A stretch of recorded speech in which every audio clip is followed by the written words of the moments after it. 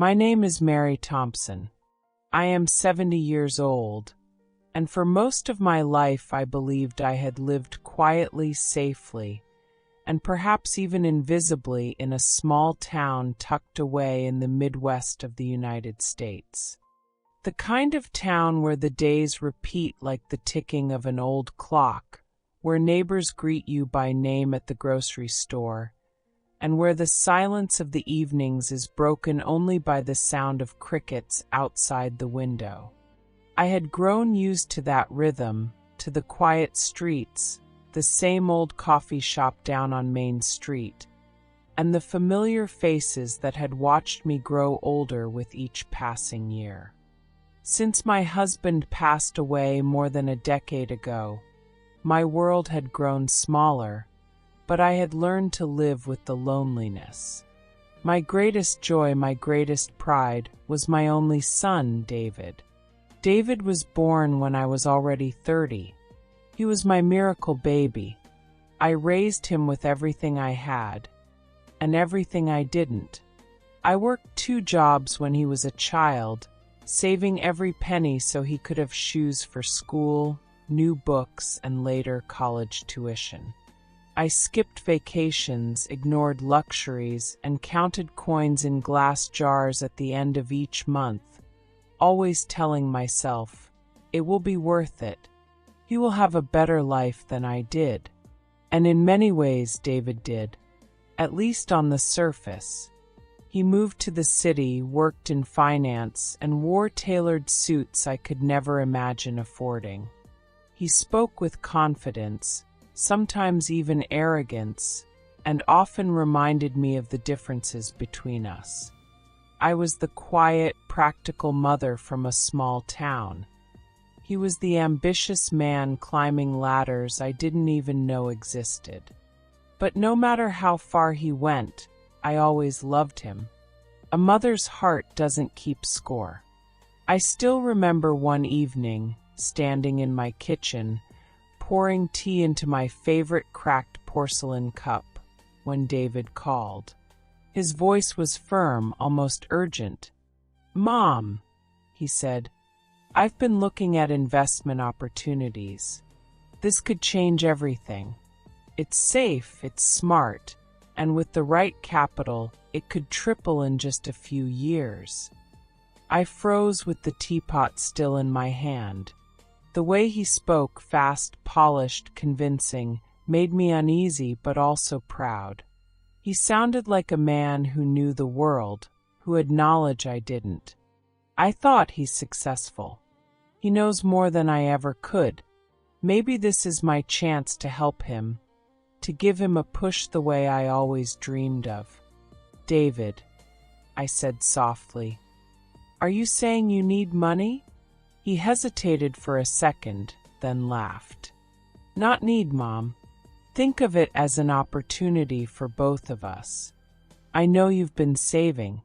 You told me about the account Dad left, and what you've added over the years. If you let me handle it, I promise, it won't just sit there doing nothing. I'll make it grow. For you. For us."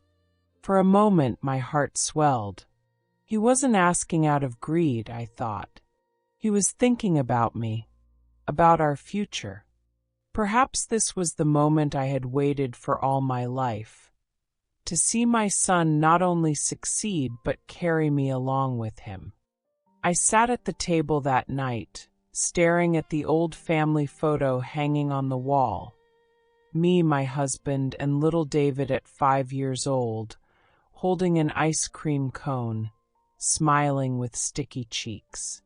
I whispered to myself, if his father were alive, he would want me to trust him, to believe in him. And so, I began to consider it. The account I had guarded for decades, the savings of a widow who had ironed shirts at the laundromat, cleaned offices at night, skipped dinners to make ends meet, could now become the seed of something greater. I convinced myself this was not a loss, but an investment, an act of love. When I called him back, his voice carried relief and triumph. "You won't regret this, Mom," he said. "I'll take care of everything. You'll finally live the life you deserve." His words echoed in my ears long after the call ended. Finally live the life I deserve. That night I couldn't sleep. I lay awake listening to the creaking of the old house, the distant sound of a train passing through town, and my own doubts whispering in the darkness. What if he failed? What if the money disappeared? What if I ended up with nothing? But then I thought of David's confidence, his certainty. He had called me with urgency, with energy, with vision. I had spent 70 years protecting that money, protecting myself. Maybe it was time to take a chance, to trust the very person I had raised. The next morning, with trembling hands, I signed the documents at the bank.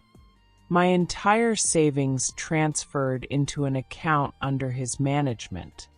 I walked out into the bright sunlight of the small-town street, clutching my purse tightly, my heart pounding as if I had just handed over my soul. I told myself over and over, "It's for David. He'll make it grow. He'll prove me right." But deep down, a shadow of fear lingered. And in that shadow, a voice whispered the words I didn't want to hear. What if you just gave everything away and never get it back? For a while, I convinced myself I had done the right thing. Every time I saw David's name flash on my phone, I answered with a mixture of hope and nervousness, waiting for good news. He always spoke quickly, confidently, like a man with no doubts. "Everything is moving according to plan, Mom," he would say. "This is how investments work.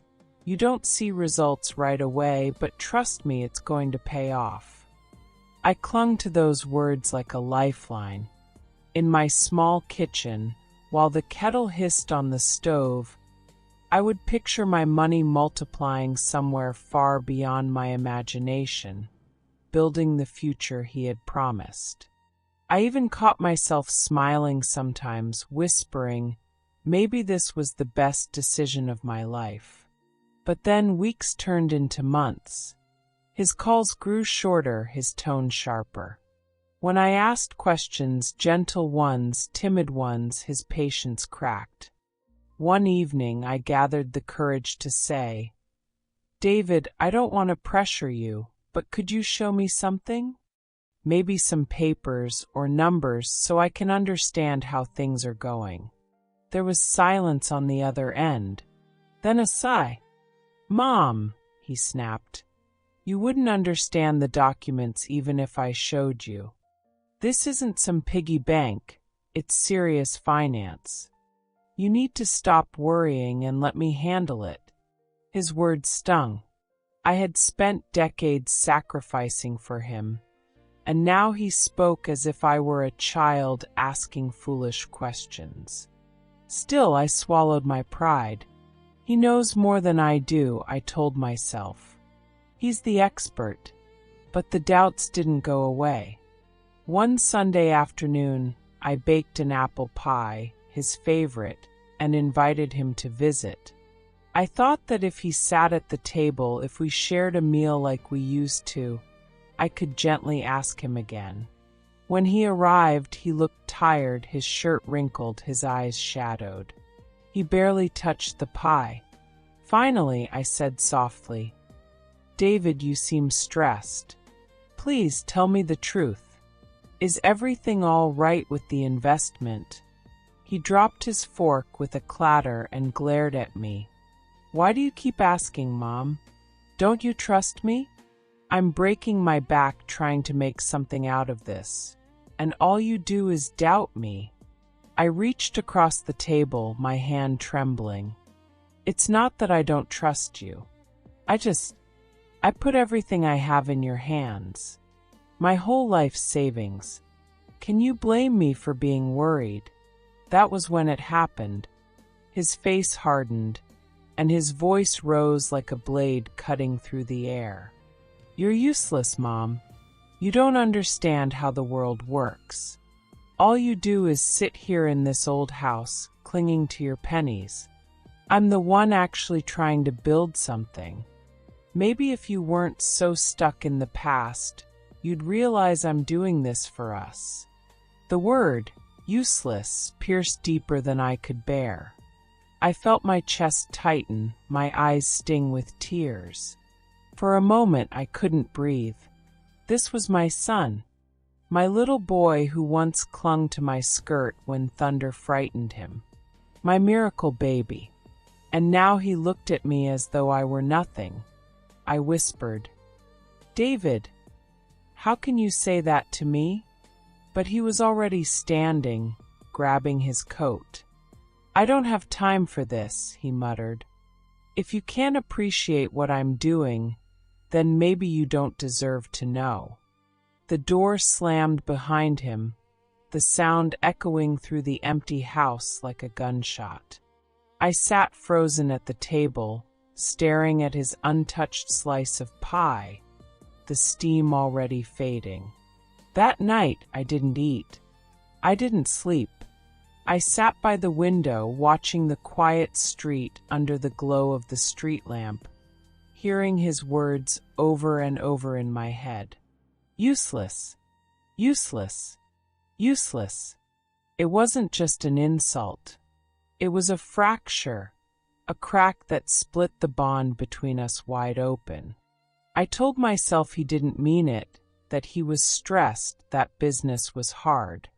But deep down I knew something was wrong, something he wasn't telling me. And the worst part was, I had no idea how much further this betrayal would go. Days passed after that argument, each one heavier than the last. I tried to distract myself with chores, watering the garden, knitting by the window, chatting briefly with Mrs. Collins, my neighbor who always seemed to know too much about everyone else's life.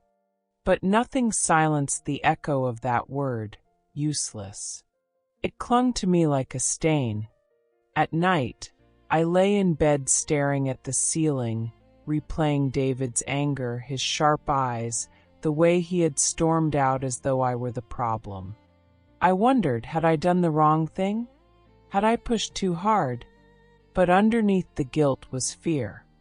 A gnawing, relentless fear that my money, everything I had worked for, every penny I had tucked away since my husband died, was gone.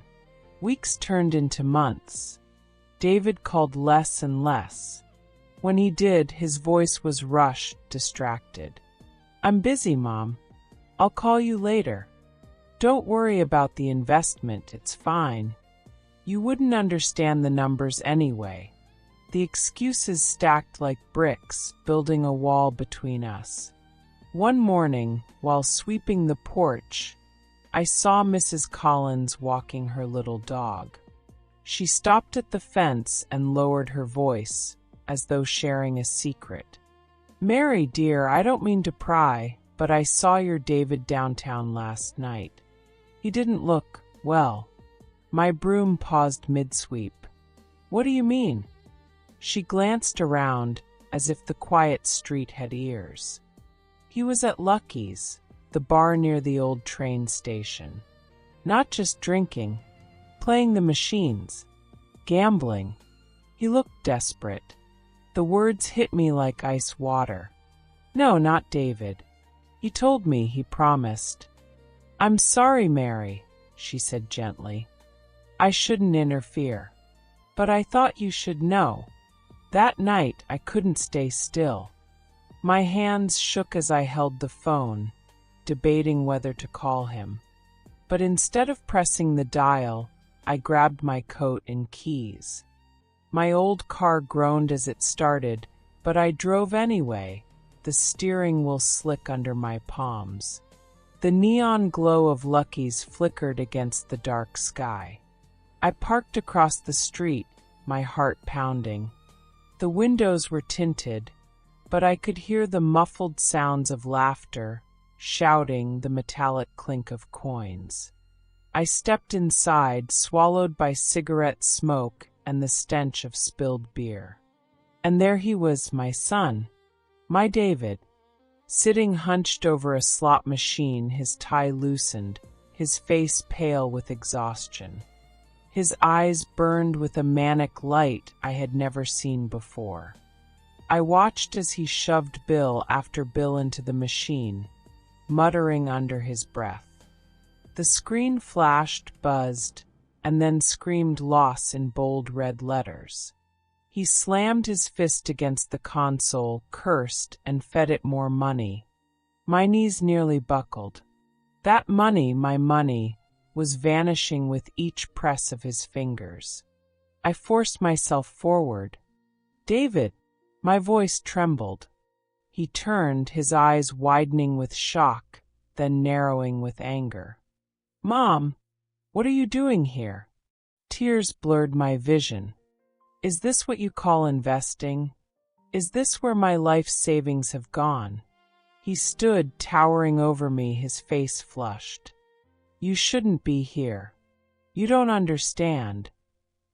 "I understand enough." My voice cracked, but I pressed on. "I trusted you with everything I had.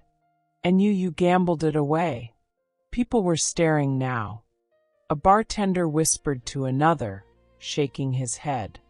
I felt the weight of their eyes, the humiliation burning my cheeks. David grabbed my arm, pulling me toward the door. "Not here," he hissed.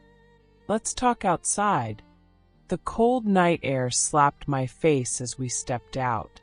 He released me, pacing like a caged animal. "Mom, you don't get it," he said, running his hands through his hair. "I can win it back. I just need more time. More time." My voice was hollow. "David, it's gone. Isn't it? All of it."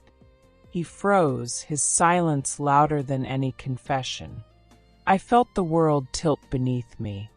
My chest tightened, my breath shallow. "How could you do this to me? To your own mother?" He turned away, his shoulders hunched. "I didn't mean for it to happen. It got out of control. I thought I could handle it."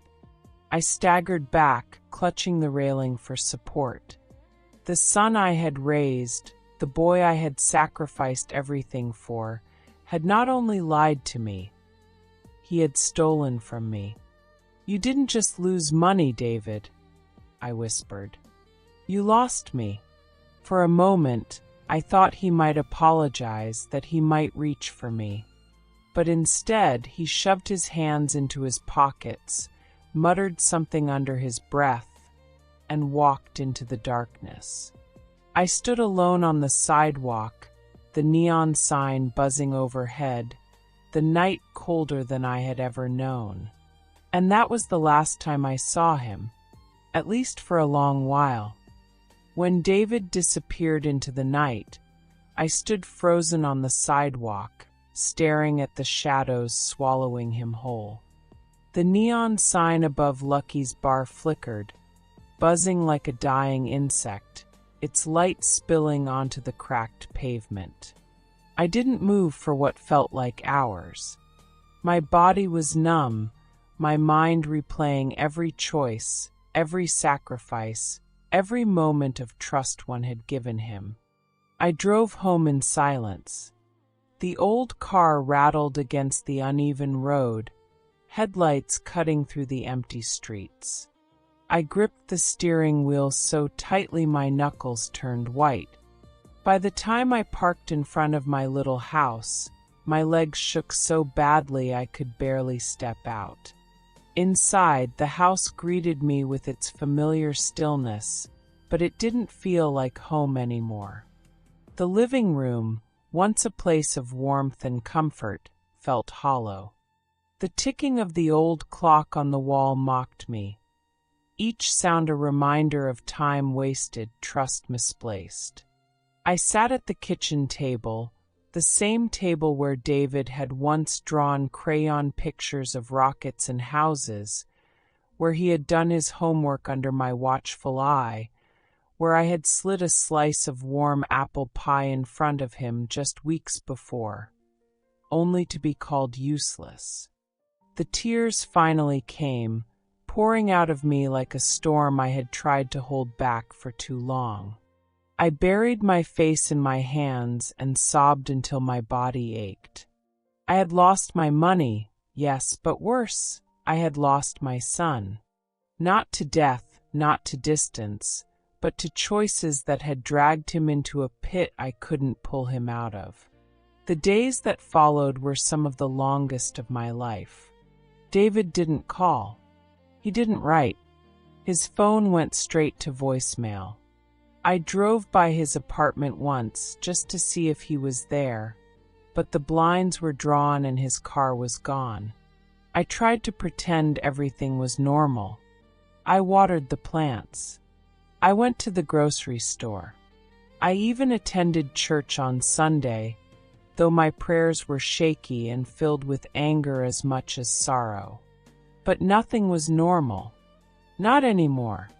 People in town started whispering. Mrs. Collins stopped by one morning with a basket of muffins, her eyes soft with pity.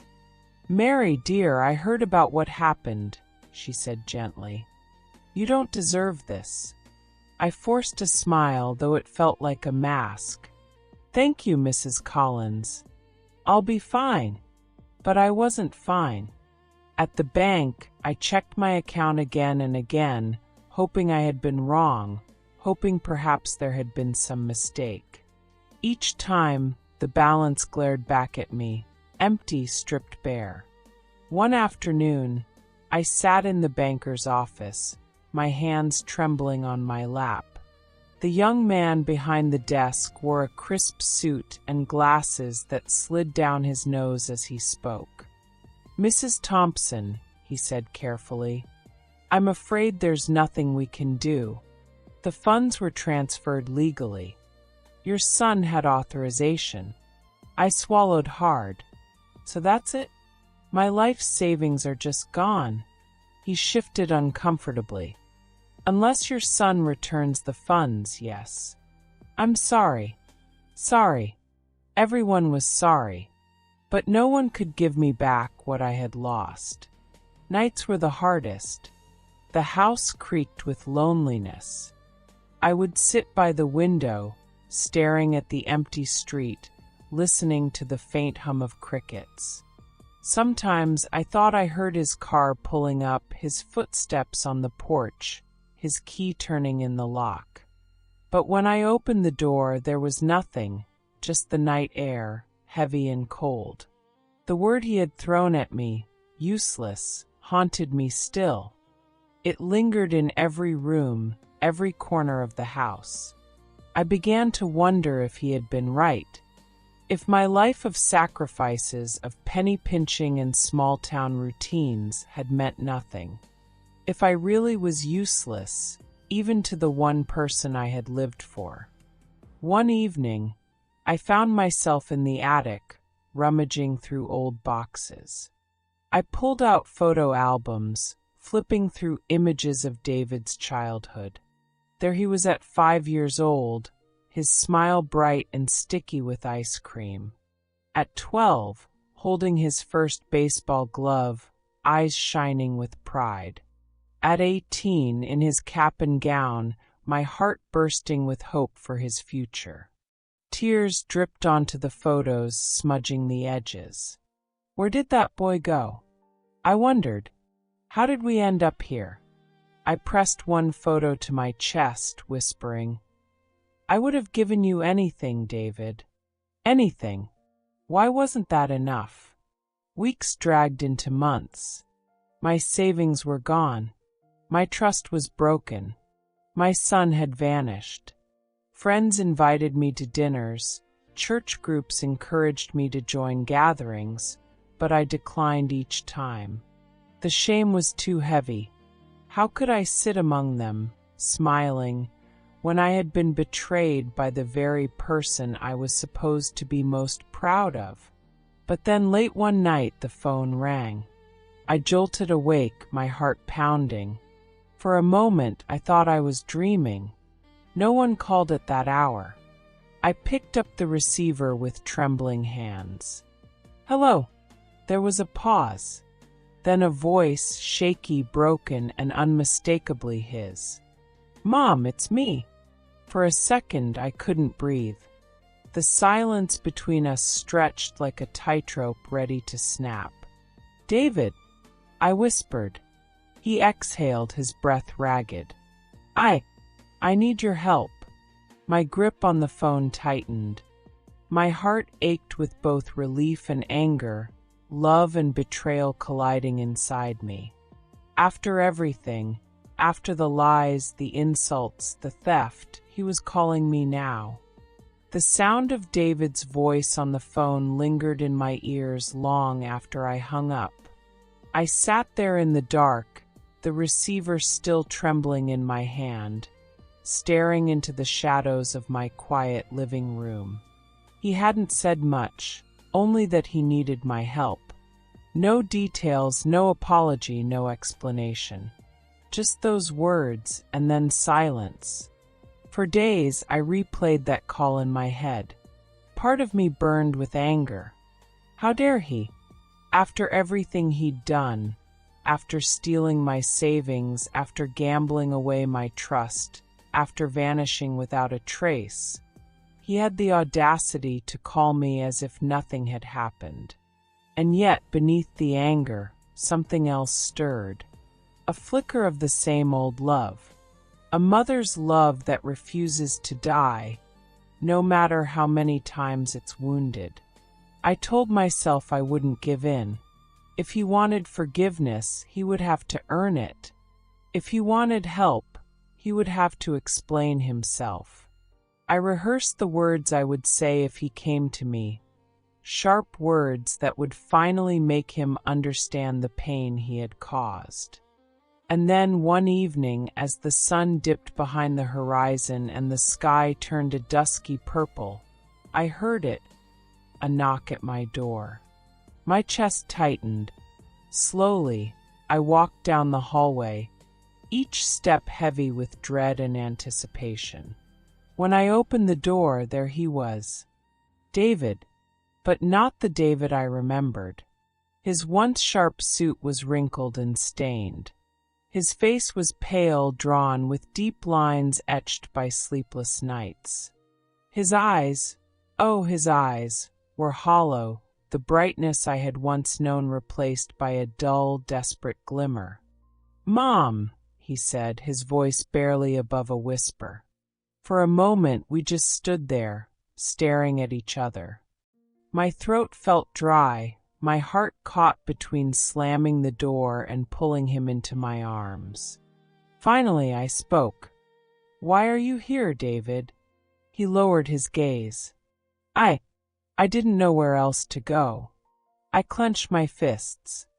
"After everything you did, you think you can just show up here and expect me to help you?" His shoulders sagged. "I know I don't deserve it, but please, I'm in trouble." Anger surged through me. "In trouble? You think I'm not in trouble? You took everything I had, David. Every dollar your father and I saved. You left me with nothing but shame and an empty house. And now you knock on my door asking for more." His eyes glistened. "I'm sorry, Mom. I thought I could fix it. I thought I could win it back, but it only got worse. I lost everything. I lost myself." The sight of him trembling, broken, chipped away at the walls I had built around my heart. But I forced myself to stay firm. "What do you want from me?" I asked. He hesitated, then spoke, his voice cracking. "I need a place to stay. Just for a while. I don't have anywhere else to go." The words twisted inside me. A place to stay. My home. The same home where he had once called me useless, where he had eaten my food and slammed my doors. Now he wanted shelter. I looked at him, really looked at him, and for the first time I saw not a man, but the boy I had once carried in my arms, the boy who cried at thunderstorms, the boy who whispered, "I love you, Mommy," before bedtime. That boy had grown into a man who had betrayed me, but he was still my son. Tears burned my eyes. Why should I let you in, David? Why should I open this door to you again? He met my gaze, his voice barely audible. Because you're all I have left. Those words broke me. I stepped aside, my hand trembling as I gestured for him to enter. He walked past me, his shoulders hunched, his head bowed like a man carrying the weight of the world. Inside, the silence was deafening. He sat at the kitchen table, the same place where he had once devoured apple pie as a boy, the same place where he had called me useless. Now he sat there quietly, staring at his hands. I made tea, my hands shaking as I poured the water, the kettle whistling like a warning. I set a cup in front of him, and for a long moment, neither of us spoke. Finally, he whispered, "Mom, I don't expect you to forgive me. I don't even expect you to trust me. I need a chance to start over." I swallowed hard. His words were fragile, but I couldn't ignore the storm inside me, the mixture of pain, anger, and love. "David," I said slowly, "I let you into my home, but don't mistake that for blind forgiveness. If you want to stay here, if you want even a shred of my trust back, you'll have to prove you're worthy of it. Do you understand?" He nodded, tears sliding down his cheeks.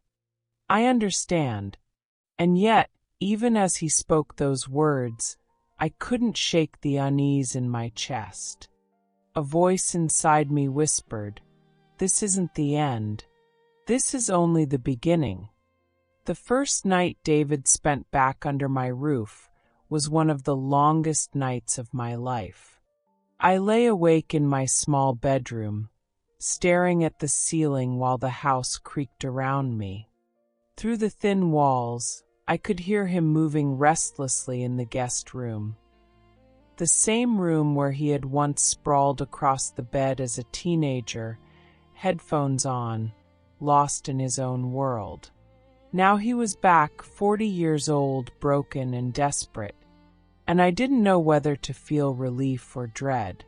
I closed my eyes and memories came rushing back, uninvited and sharp. I saw myself decades earlier, standing at the laundromat, folding endless shirts while my fingers ached, the smell of detergent clinging to my clothes. I worked nights cleaning offices, my back bent, my eyes burning with exhaustion. Every coin I earned, every dollar I tucked into a worn envelope was for him. For David. I remembered his school lunches, the peanut butter sandwiches I packed in brown paper bags, sometimes slipping in a little note. "I love you. Make me proud." He used to smile when he found them. Back then, I believed love and sacrifice would be enough. But love, I thought bitterly, had not stopped him from stealing from me. Sacrifice had not stopped him from calling me useless. I turned in bed, clutching the blanket, torn between fury and longing. A mother's heart is a strange battlefield. Half of me wanted to lock the door and never see him again. The other half wanted to hold him the way I once did when he scraped his knees or woke from nightmares. The next morning, I found him at the kitchen table, his head in his hands. The smell of stale sweat clung to him, and his hair was unkempt. He looked older than his years. I set a plate of scrambled eggs in front of him. "Eat," I said simply. He glanced up, his eyes red. "Thank you." His voice cracked. We ate in silence, the only sounds the clink of forks against plates and the occasional creak of the old house. Finally, I spoke. David, I need to know the truth. All of it. No more excuses. No more lies. What happened to the money? He flinched as if I had struck him. Mom, please. No, I interrupted firmly. You owe me honesty.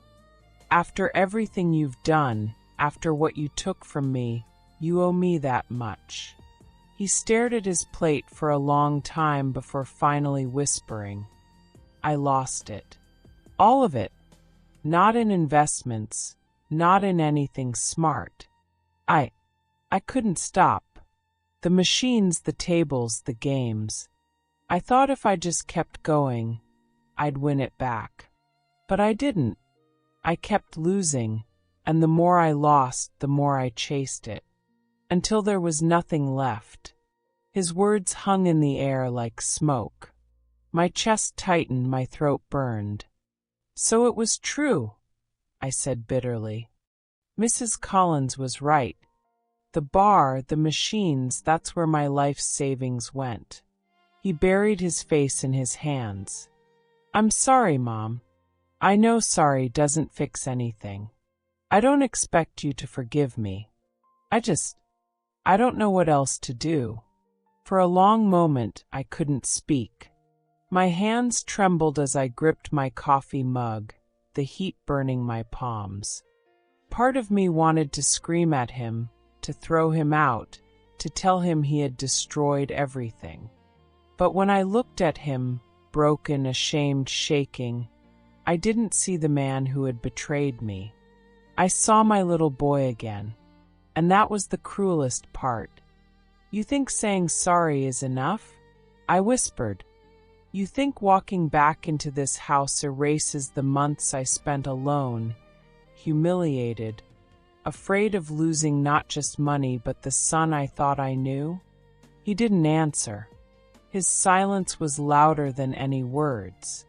I stood, walking to the window. Outside, the morning sun lit the quiet street, children riding their bikes, neighbors watering their lawns. Life went on, as though my world hadn't shattered. Finally, I turned back to him. If you're going to stay here, David, you will follow rules. You will work. You will not touch a single dollar of mine again. And if you ever lie to me again, I will not open this door for you. Do you understand? He nodded slowly, tears sliding down his cheeks. I understand, Mom. I'll do whatever it takes. But even as he said it, doubt gnawed at me. I had heard promises before. I had believed in him before. And where had it led me? To empty accounts and sleepless nights. That night, after he went to bed, I sat alone in the living room, staring at the old photograph of him as a boy, his smile wide, his eyes bright with innocence. I touched the glass, whispering, "Where did you go, David? Where did I lose you?" My heart ached with love, but my mind screamed with warning. Letting him back in wasn't just reopening my home. It was reopening every wound he had left behind. The days that followed were fragile, like walking across thin ice. David stayed in the guest room, waking late, his footsteps heavy on the wooden floors. I tried to resume my old routines, watering the plants, knitting by the window, baking bread when I had the strength. But everything was different. His presence hung in the air, both comforting and suffocating at once. I told myself I had drawn the line. No more money, no more trust without proof. And yet, a mother's heart betrays itself. Every time I saw him sitting there, hunched over with shame, I remembered the boy he used to be. The boy who clung to my hand when we crossed the street. The boy who whispered, "Don't leave me, Mommy," when nightmares woke him in the night. One evening, I found him at the kitchen table again, his head bowed. His hands shook as he twisted the hem of his shirt. "Mom," he said softly. I've been looking for work. No one wants to hire me. They check my background, and once they see the debts, the record, they won't even give me a chance. I tightened my grip on the teacup I was holding. What do you expect me to do, David? You dug this hole yourself. His eyes met mine, glassy with desperation. I just need one chance. Please. If I could pay off some of what I owe, they'd consider me again. If I could clear part of my name, I could start fresh. But without help, I can't even take the first step.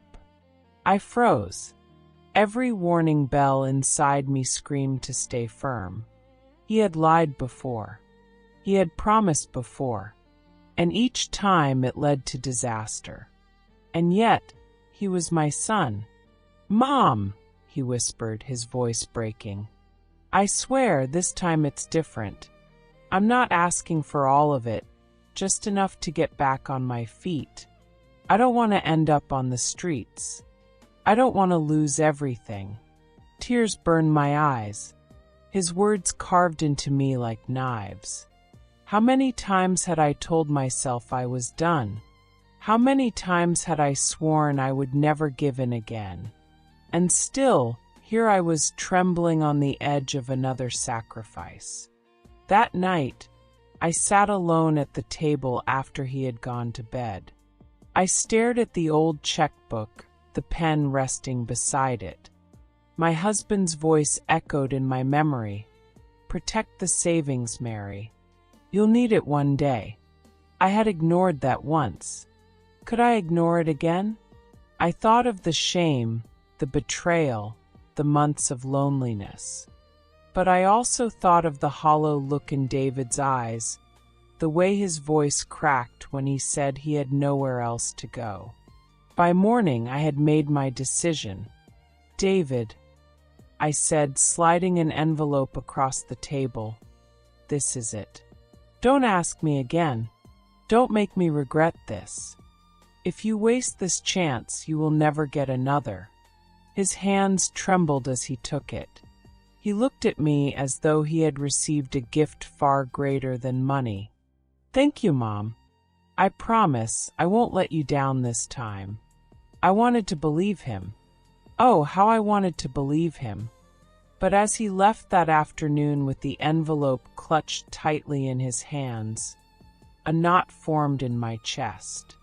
I sat by the window, watching him disappear down the street, just as I had when he was a boy walking to school with his little backpack. Back then, I had felt pride and hope. Now I felt fear. All day I waited.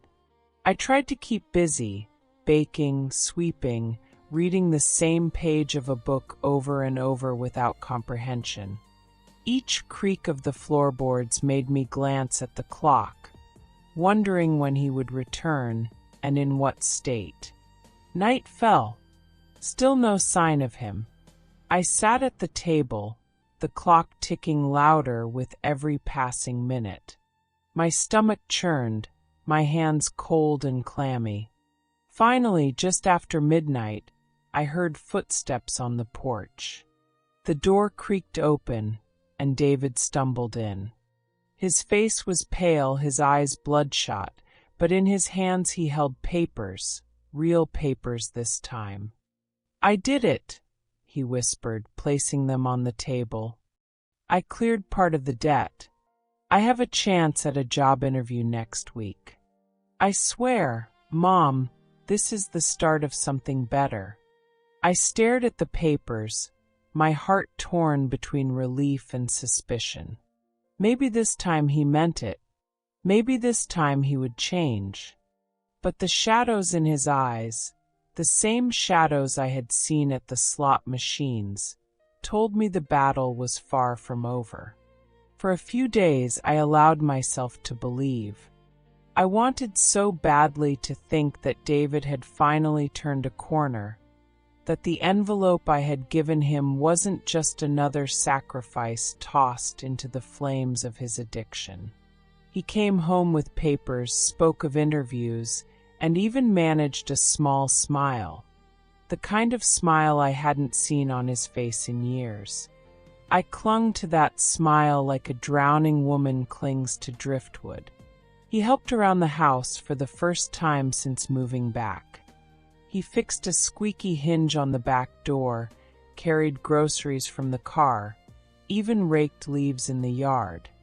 Mrs. Collins passed by and nodded approvingly, whispering, "Looks like David's trying after all." And for a moment, I let myself feel proud again. Maybe this was it. Maybe my son was finding his way back. But soon the cracks began to show. It started small. One evening, I noticed he was gone longer than usual. He said he had gone to prepare for an interview. But when he returned, the faint smell of alcohol lingered on his clothes. "David," I asked cautiously, "where were you?" He avoided my eyes. "Just out. I needed some air."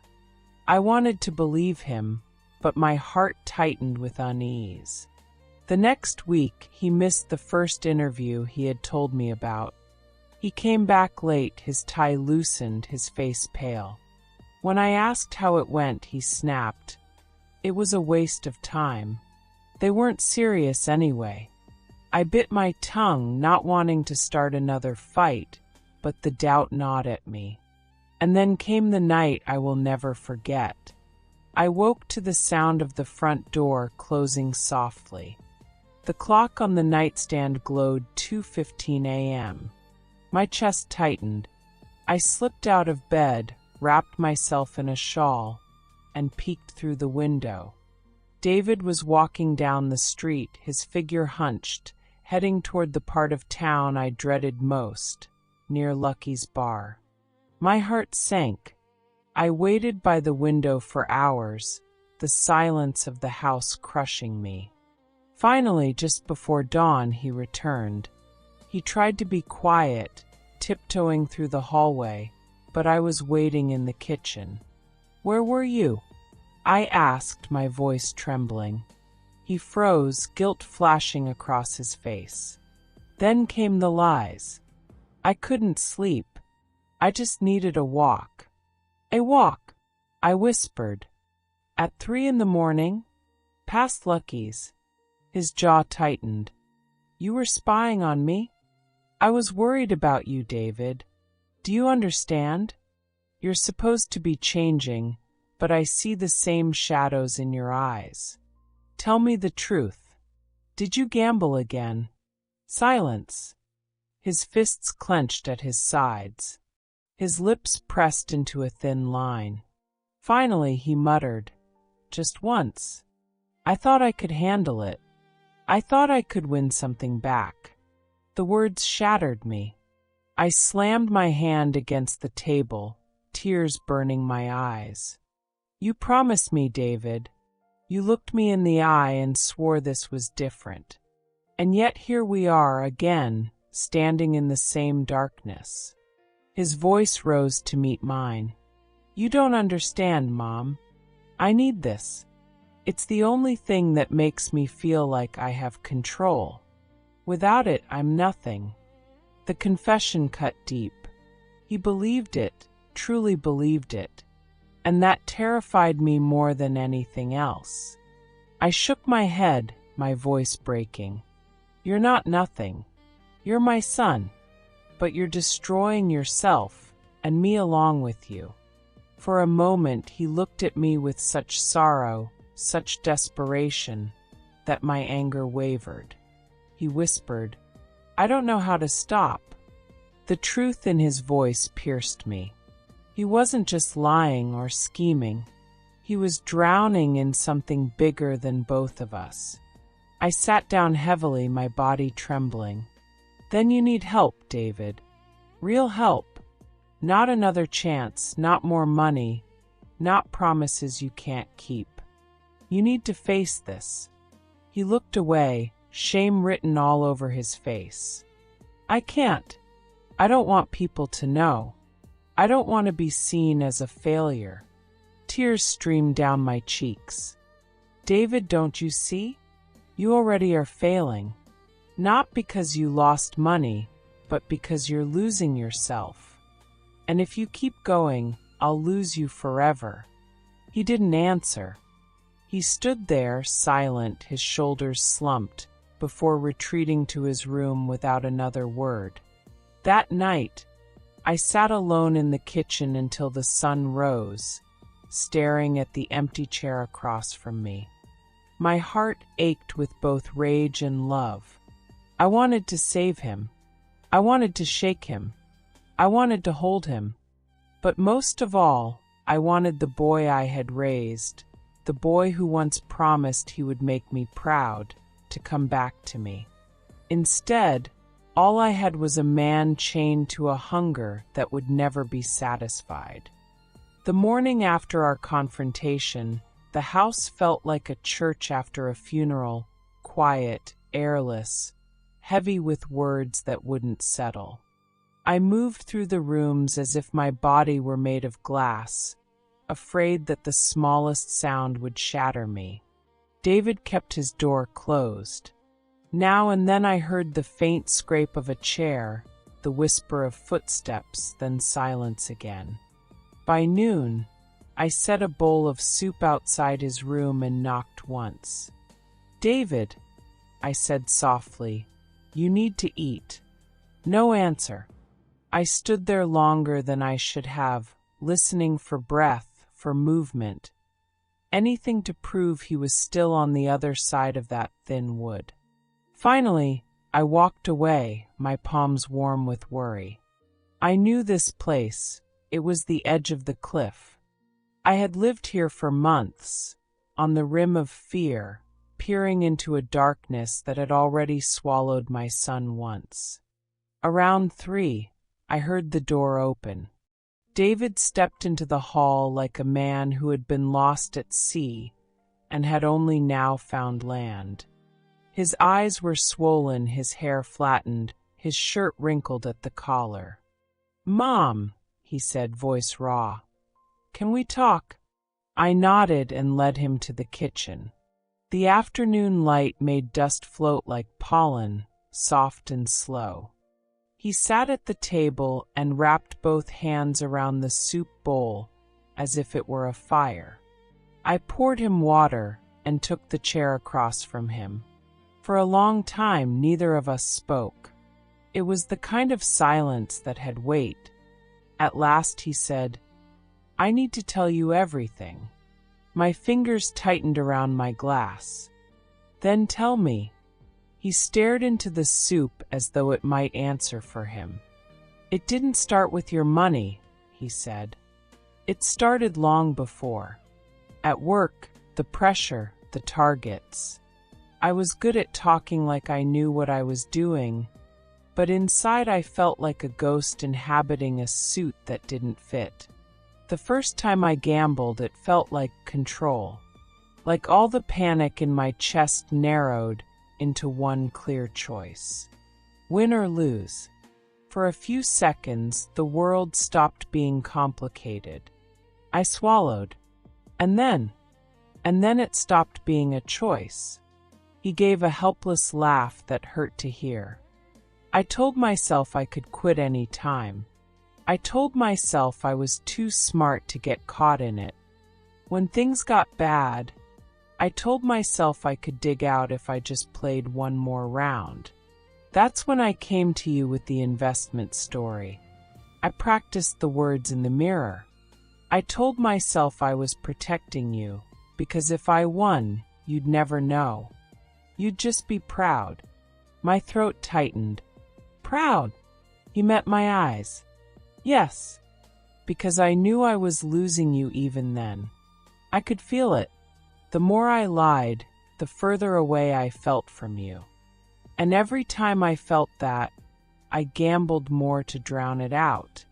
The room seemed to tilt. "You called me useless," I whispered. He winced as if the words still burned his tongue. "I know. I wanted you to stop asking questions. I needed you to stop. I was drowning, and your worry felt like hands pulling me to the surface when all I wanted was the quiet at the bottom. I said it because I thought if I pushed you away, I wouldn't see myself in your eyes. The kettle clicked off behind me. I hadn't even realized I'd turned it on. He took a breath so deep I could see it hurt. "It's worse than you think," he said. "There are debts. Not just cards and loans, people. I thought I could pay them back with the last of your money. I chased losses until nothing was left. And when I lost that, I lost the job, the apartment, everything. I closed my eyes. How much do you owe?" He told me. The number felt like a falling elevator. No scream, just a sudden absence of ground. "And they know where you are?" I asked, my voice emerging calm and cold, the way a lake looks in winter. He hesitated. "They might. I got a message last night. That's why I went out. I don't know what I thought. Maybe I could talk my way into more time." I stood, because sitting felt like surrender. I walked to the sink and gripped the counter until the bones in my hands ached. "So it's not just your life you risk. It's mine. My house. My name." His chair scraped the floor. "Mom, I swear I never wanted any of this to touch you." "Your want doesn't matter," I said, turning to face him. "Your choices do." He dropped back into the chair like a puppet whose strings had been cut. I know. I came back because I ran out of lies, especially the ones I told myself." His eyes were full of water he refused to let fall. "I don't want to die like this. I don't want to be this." Something inside me loosened. Not forgiveness, not yet, but an understanding so old it felt like instinct. I crossed the kitchen, and for the first time in a long time, I put my hands on his face. His stubble scratched my palms. "Then we make a plan," I said. "But hear me, there will be no more envelopes, no more checks, no more last times. If you want my help, it will be the kind that hurts, the kind that saves." He closed his eyes and nodded into my hands. "Tell me what to do." "First, treatment." The word sat between us like a stone. "Not a weekend detox. A real program. You'll call. You'll go. You'll stay. And you will sign whatever you have to sign to let them call me if you try to leave." He opened his eyes, fear flashing like lightning. "What about the debts?" "We'll talk to a lawyer," I said. "To the bank, the card companies. As for the other kind," I drew a breath, "we'll talk to the police if we have to." He flinched. "Mom, if it's your life or your pride, I choose your life," I said. My voice surprised me. It sounded like steel.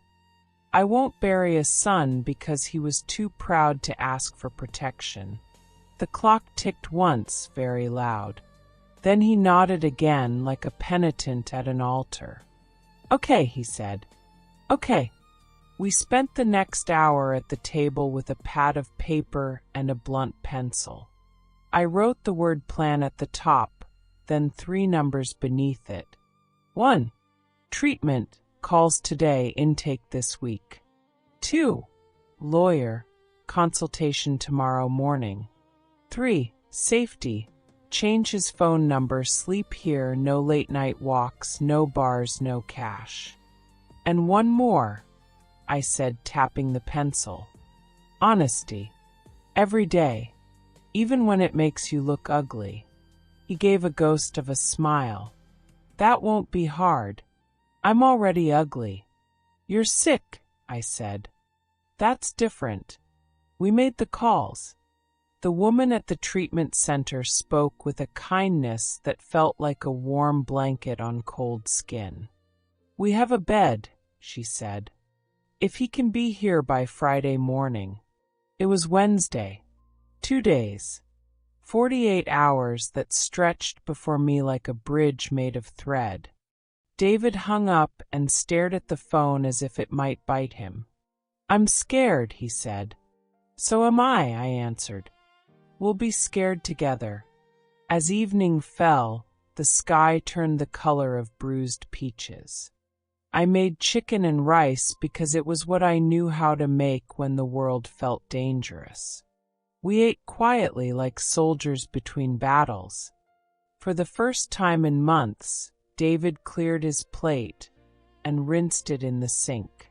He even apologized, quietly, awkwardly, for the word he had thrown at me, for the years of inventory I could never itemize without breaking. "I don't forgive you," I said, surprised by how gentle the words sounded. "Not yet, but I'm still here." "I know," he said. "That's the miracle." We moved to the living room. The old house breathed the way houses do when night comes, settling, sighing, remembering. David sat on the edge of the couch, elbows on knees, head in his hands. I watched the shadows on the wall and tried to imagine a future where this room didn't smell like regret. Then came the knock, a hard, deliberate knock that made the glass in the picture frames tremble. 3 beats. A pause. Then 3 more. David's head snapped up. All the blood drained from his face. He whispered, "They found me." My heart did something peculiar. It didn't race, it steadied. The way it had steadied when my husband got sick. The way it steadied when the doctor said the word tumor. The way it steadied when I signed the papers at the bank and gave my son my life. Fear had no room. There were too many other things to do. I stood and placed a hand on David's shoulder. "Go to your room," I said. "Lock the door. Call the number the counselor gave us. Put it on speaker. Now." He stared at me. "Mom, I can't let you." "You already did," I said softly. "Let me do this part." The knock came again, impatient this time. I walked to the foyer, feeling the wood cool under my bare feet, and reached for the chain that had hung on that door since before David was born. I slid it into place.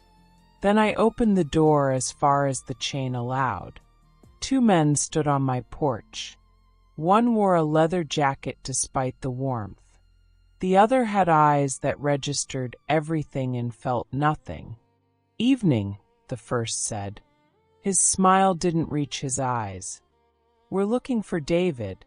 I stared at them through the crack. "This is my house," I said. "And you're not coming in." The man tilted his head. "We'll wait." "You'll leave," I said, "because the next knock you hear will be from the police." I held up my phone, the emergency number already glowing.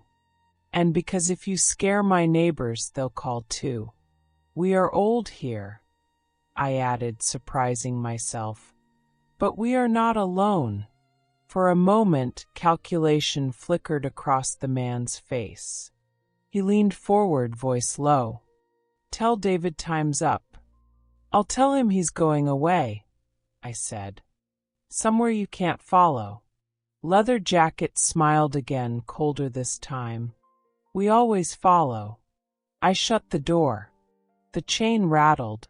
I put my back against the wood and felt tremors in the frame, as if the house itself were bracing with me.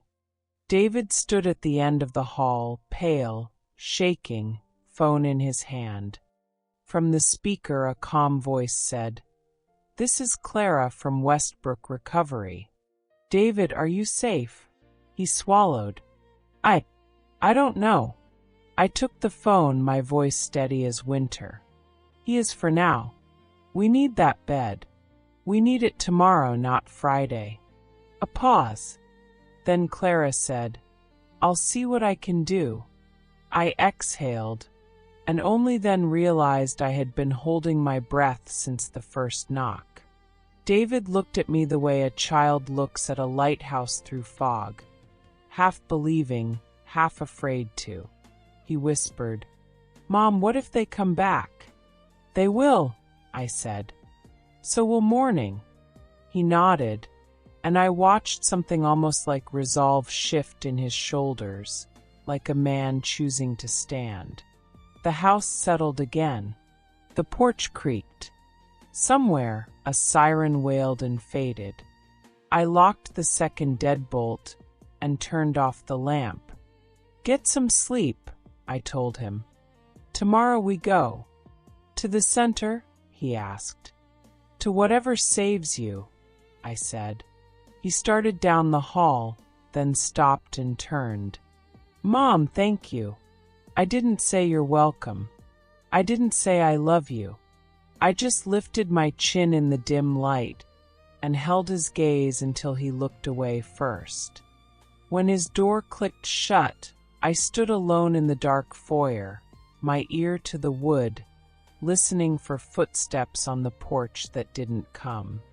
My hands shook then, now that the danger had stepped off the stoop and into the night. I pressed my palms together until the tremor slowed. "Let morning come," I whispered to the quiet house. "Let morning come." Morning came gray and trembling, the way mornings do after nights heavy with fear. I had not slept, neither had David. When the sun finally bled through the curtains, I brewed coffee and sat at the kitchen table waiting. He appeared in the doorway, shoulders slumped, his face pale but determined. "Are we going?" he asked. I studied him for a long moment. He looked older than 40, like a man who had lived too many lives in too little time. Yet beneath the exhaustion, I saw something I hadn't seen in years, a spark of resolve. "Yes," I said. "We're going." The drive to the recovery center was quiet. The highway stretched before us, fields rolling out on either side, barns and silos catching the early light.